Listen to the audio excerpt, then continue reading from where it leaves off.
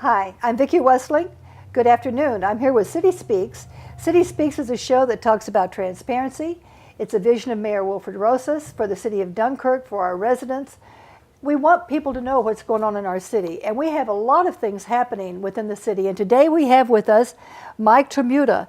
And Mike is here. He's going to talk about chemical dependency. He's going to talk about the different kinds of issues that we're facing in our own little backyard here. And he's with the Our EBT program. So Mike, welcome to City Speaks. Vicki, thank you so much for having me. I've watched your program before, and it's really a pleasure to be here. Well, thank you. We're going to have some questions that are maybe difficult because we do have a problem here in the city of Dunkirk that deals with addiction. Mm-hmm. Tell me first, what is Our EBT? Okay, Our EBT was founded by a man called Dr. Albert Ellis in the late 80s, early 90s. It's a common sense philosophy. It stands for Rational Emotive Behavioral Therapy. To break it down real simple, what you think, you feel. And thinking and feeling in REBT basically the same. The old philosophy was if I said, what are you thinking? And you gave me a feeling, I'd say, no, I didn't ask you for the feeling. So we kind of combine them. They're the same. And what those translate to is behavior. And basically what we try to do is look at not what people say, but what they do. So REBT basically stands for either you're thinking rationally about something. I always tell my group, I get on the table, what if I told you I could fly? And they'd say, well, do you think you could? And I go, yeah. Well, then we think you're very irrational because nobody can fly without basically wings. And so basically a rational belief, an irrational belief, and this is what we try to dispel by facts and evidence. So really REBT is a common sense philosophy. Okay, and it's a philosophy that you use as a counselor. Now, you have a lot of experience. Tell me about your chemical dependency counseling. How much experience? How long have you been doing this? 35 years. And one of the reasons why in the late 80s that we got into REBT, Vicki, we were finding people that had 5, 8, 15, 20 treatments still talking about the same issue over and over and over. And basically, we'll get into the 4 philosophies of REBT, but nothing was really happening. They'd come into my office, we'd have a nice chat like this, everything would be good, they'd walk out the door and the bottom would fall out. So basically what we did, we adapted the philosophy of REBT to chemical dependency counseling, and really holding people more accountable or empowering themselves to take responsibility for their addiction, not blaming their family, not blaming the courts, not blaming, the fact is that they were addicted, and to try to get better with a rational approach to it.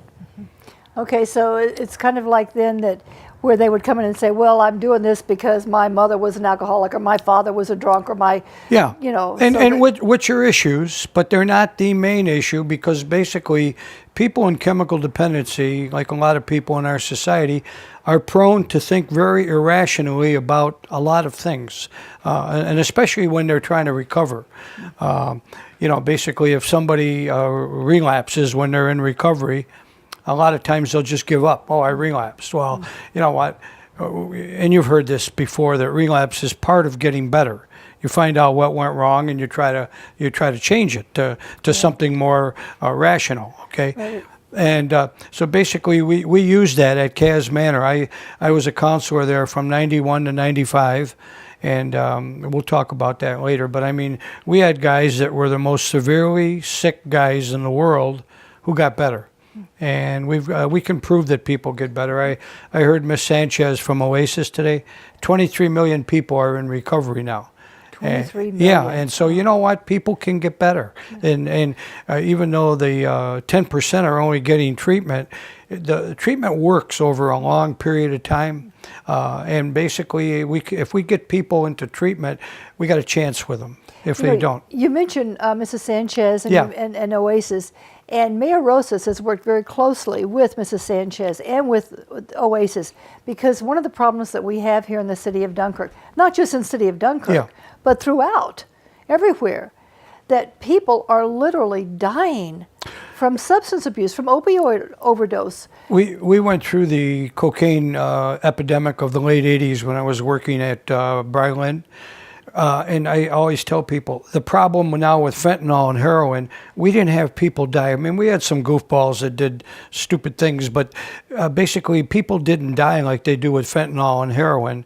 And by the way, with Mayor Rosas, I think that this man has getting behind chemical dependency to do something for the people of our city.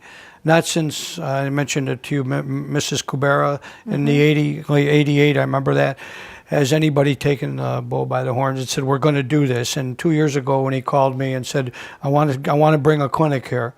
And I believe that we're going to do this, and he's top shelf for me because he's never given up. And you're going to get a lot of flack when you subscribe to something that people don't understand.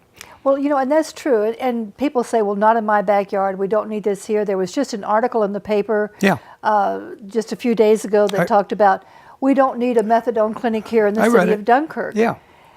When I read that article, I wondered what the individual would do if that was his son or daughter that were addicted and had to get on a bus every day and go to Buffalo and get methadone 6 hours a day and come back to Dunkirk. They can't work. They basically don't have enough to have people take care of their kids. It's like two things, that if you don't have the problem, you really don't understand it, but you think you do. And in the big book, it talks about one of the greatest drawbacks of changing people's thinking is contempt before investigation. If people don't investigate the facts, they think they know what's going on, but they really don't. And I remember when I talked to Mr. Russi, and I think I mentioned this to you, he said we could put it in Lake Erie and the fish would object. Yeah, and they would. Right. But the point is that we would not allow people to sell drugs in front of a drug clinic. We would. We have in the Kaz Manor. I told you before, and we'll get to it in the other clinic. In the beginning at Legion Drive, they threw rocks at our house. They hated us. In South Buffalo. They were tough. 2 years later, they're bringing pies and cakes and asking us to help their kids because they realized this was a recovery clinic. It wasn't a place where drug dealers hung out. And a lot of it is just education. It really is. So where do we start then to educate the public? Mr. and Mrs. John Doe out here who are saying, look, I don't have a problem. I never had a problem. My kids don't have a problem. Right. Move it over there. Okay. How do we begin to educate these people? I think that we run some seminars. We bring in people like myself, like yourself, like the mayor, like Gino, and saying, look, we can give you facts that when you put a clinic anywhere, that clinic is highly supervised, basically through police, through our own organization. That the people that are going to that clinic are held accountable, and basically, I think we start on the ground level to take people's irrational beliefs about chemical dependency, the fallen down drug Bowery skid row bum is only 4% of chemical dependency people that are sick. The others are doctors, lawyers, priests, teachers, counselors, mayors, vice presidents that get sick with this disease. This is a disease of the brain. It's also a family disease because people have had chemical dependency in their family for years that they've denied. And so basically to get them to open up and say, you know what, yeah, I never looked at it that way. I know I had a couple people that sent their kids to me from Dunkirk that were pretty well-to-do people, said I never looked at it like that. I thought that people that got sick were bums. I didn't want my kid to be a bum. He's not a bum. She's not a bum. She just happened to get sick. And because she got sick, we can help get her better or get him better too. Well, and I think that this is one of the things in society that we have all wrong. Yeah. People say, oh, well, it's just this person, they're just flaky, they're just this, they're just that, they're just depressed, give them a pill. Right. But it's an addiction. Yes. And it's an illness. It's no different than cancer or leukemia or something else because it's an emotional I tell thing. them, and they disregard this. I said, if you had cancer, is it the same as being chemically dependent on heroin or cocaine or alcohol? Oh yeah, that's different. It's not different. It's a disease. It's an addiction. And basically, like say somebody's got diabetes. If their diabetes goes up, do you punish them because basically they went out and they did something they shouldn't have? Right. You know, and so basically what we try to do is to get them to change their thinking about the fact that they're sick. You know, okay, you know, you can get better, but these are the things you need to do. And there's certain things they have to do. You know, and that's what our EBT tries to teach them is, you know, as long as you hold to the same old philosophy, and I don't believe that people, places, and things are why people relapse. I really don't. Over the years, it's anger and rage, shame and guilt, anxiety, depression, and fear. Those are relapse triggers for my people in our EBT. And now you talk about the 4 philosophies of our EBT. Right. Basically, not only chemically dependent people, but people in general in our society are very demanding, all right, demandingness. They want what they want, and that's it. Mm-hmm. They tend to awfulize people, places, and events all the time and use words like awful, terrible, horrible. We try not to use words that are powerful feeling words that create negative feelings, all right? Basically, they tend to have low frustration tolerance, telling themselves they can't tolerate like relapse or bad events or things that happen, breakup of marriages, death, and so forth. I can't tolerate that. And the last one is the rating of human worth, yours and others, where you'll call somebody a bum instead of rating a behavior. You know, he's not a bum. The behavior isn't what the behavior is what you want to rate, not the person. And I was telling a corrections guard this. I said, if you guys separated the person and their behavior in those prisons, what do you think would happen? Well, he said it'd be chaos. I said, you got chaos now. You know, people are, and I'll never forget Ellis saying this in Central Park, people are not their behavior, because if they were, they'd have to do that behavior 24 hours a day. Now you take a drug dealer. He doesn't sell drugs 24 hours a day, you know. And somebody might dispute that, but the point is that behaviors are rated, not people. And that's what we try to teach them. It's a big thing. You try to develop their own self-worth, basically. All the time, because self-worth is the reason why people do not get better. Tell me a little bit, we talk about the people who come into your program. Yeah. What is the progression? I mean, they come in, is there a particular age group or a particular problem that they're having with, you know, one drug or alcohol or something different? It's mixed. It used to be, you know, our prayer now is, God, send me a pure alcoholic, and they don't exist anymore because they've either got a dual diagnosis or they're taking some other drug. No, more of it today is, you know, the opiates like heroin, fentanyl, prescription meds, Vicodins, you know, all that stuff, with alcohol still being a drug of choice. Marijuana used as a buffer a lot of times. But what people will be doing is having problems in their family, and a mother might bring her daughter or son to the meeting, and they want to learn about what's going on. So basically we do a lot of education, not so much about all the drugs, because they can get that anywhere, but about changing your thinking. And we'll do like attacking fear. We'll do like attacking shame and guilt through our EBT. And basically trying to get them to empower themselves to say that, you know what, this is your program. And you never give your treatment to anybody else. You can do this if you want to. I mean, I've been sober 35 years. In the beginning, I was like people. I didn't know if I could do this because all my friends drank. We let's face it, we grew up in a drinking town. Mm-hmm. I mean, we could go to Cook's and do the overrun, remember? Well, I wasn't here then. and a lot of us did. I'm sure that you and Richard had a ball back in those days. We played on the same softball team, Cook's. Right. You know what the main thing was in that was that you had to go. John Cook was a wonderful sponsor. He gave us $25 a game with one stipulation: you have to go to a different bar and eat and drink every time you play. Oh, I thought you were going to say he gave you a free case of beer. Yeah. So now, tell me, what is the general age group of the people who are in the We've program? got people 19 and we've got people 79 in there. All the I've way. got some people that have 40 years of sobriety and some people that have 40 hours. How will this program, how will this dovetail into a methadone clinic? Okay, what I'm hoping eventually, and Father Dan has been great up at the parish center. He's let us. This is our 11th year there.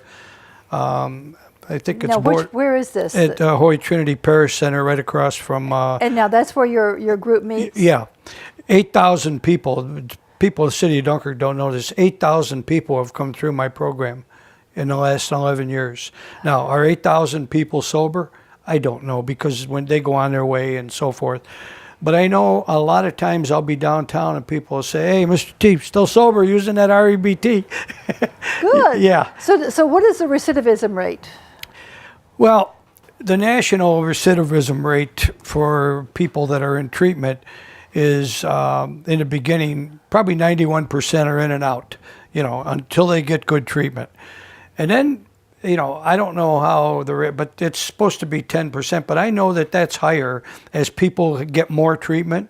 Basically, they get sober, Okay. Now, do a lot of people, not get sober? Yes.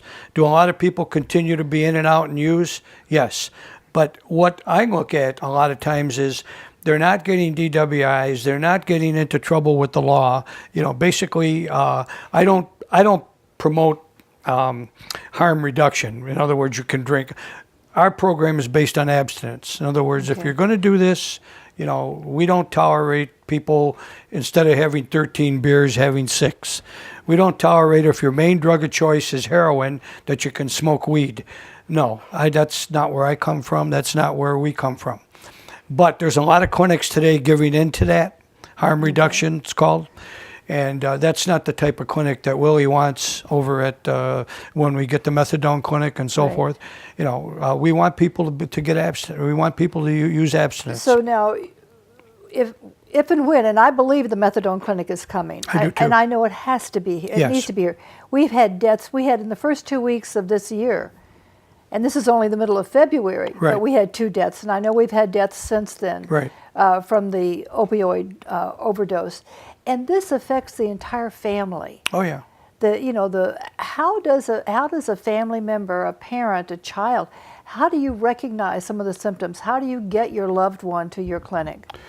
Well, one of the things that a lot of people do is they overlook things as with kids especially, that this is just normal teenage behavior.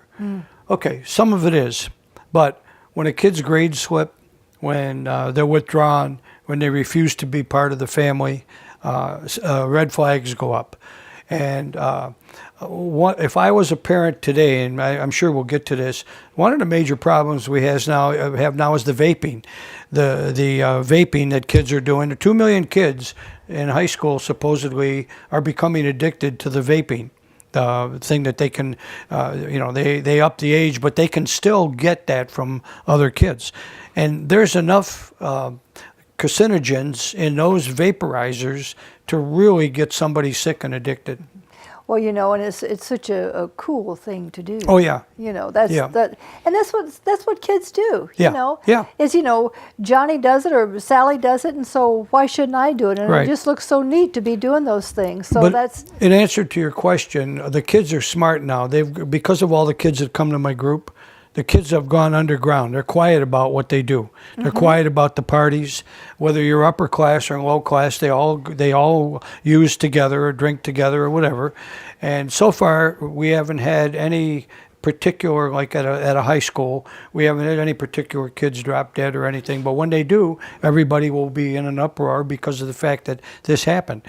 It's happening right now. We're fortunate in this community that we don't have more overdoses because we do have young kids using. right. And you talk about kids being smart. Yeah. When I was teaching high school, and I know I've told this story, I had a ninth grader, little ninth grade girl, young girl. She was brilliant, but she was also using drugs, and she was in and out and in and out. Yeah. And finally, she told me one day. I said, her name was Kayla. I said, Kayla, what are you doing? And she said, well, Mrs. Westling, I pulled the carpet out by the corner of my room and I hide them under there. Yeah. So kids are smart. They know how to fool us. Right. As, but we also have situations where we have the parents are using. Yes. And the children see this. Right. So, and you mentioned the parent has to get on the bus to go to Buffalo to go for the methadone clinic. Yes. So tell me about that. Well, it's sponsored by the county, and basically the county's been doing this for a number of years, either taxis or a bus, usually 35 to 50 people daily, 7 days a week. They go into Buffalo, they get their methadone. And the thing that really gets me is if you're going to put that much money into driving people back and forth, and nobody can give me an answer on this, Vic, why haven't we set up a methadone clinic with all the money that we're spending to send people back and forth? I can't get an answer from anybody. Well, not in my backyard. Yeah, That's exactly. the answer. Yeah. That's the answer. Right. And that's what people are so afraid of that. I know. But when you think about having a methadone clinic, certainly like what Gino Ruscio and the people at Acacia have, if you look at this clinic, they're clean. Right. They're well maintained. There's security. The people are not out on the streets dropping various paraphernalia. No. And as a counselor, I changed. In the beginning, I was against methadone. Of course, I was a young counselor and I didn't understand everything. I've seen people over the years that are on methadone go on and live great lives. Basically, they function. They don't. They're basically on a certain amount of it, and they're able to maintain it. We have a problem in NA right now, Narcotics Anonymous, for the people that got sober without being medicated to the people that are medicated. There's a split now. If you're medically assisted, if you're taking Vivitrol or methadone or Suboxone, a lot of the older guard people don't want anything to do with these people in NA. They're judging them. And so what's happening is you're getting a splinter group over here and an old guard group over here. And that, if people need to be medicated, I believe they should be medicated. Because I've seen the withdrawal from heroin or alcohol or any drug, and basically many times it can be disastrous for them. So if we were to be able to bring the methadone clinic here to Dunkirk, there's more that not only do we provide treatment to these people who desperately need it, right, but our family structures would be hopefully begin to heal some. We do family counseling also, because the family has to heal like their son or daughter or husband or wife, because believe it or not, they've gotten as sick trying to handle this as the person that is addicted. They become addicted to the person. And become enablers to some degree. I'm sure, absolutely, yeah, because they tend to think on their own terms, and many times can't believe that this happened in their family. Well, it can happen in any family. Right. The Kennedys were tremendous people, but many of their people were addicted to alcohol and other drugs and so forth. Because this was one of the vibes that happened in that particular structured family. Well, and the more that it's available, the more opportunity to become addicted. Also, if we were to bring the clinic into the city of Dunkirk, that means jobs. Yes. We're looking at 25 plus jobs. Yep. We're looking at doctors, registered nurses, LPNs, security personnel, various aides and assistants and counselors.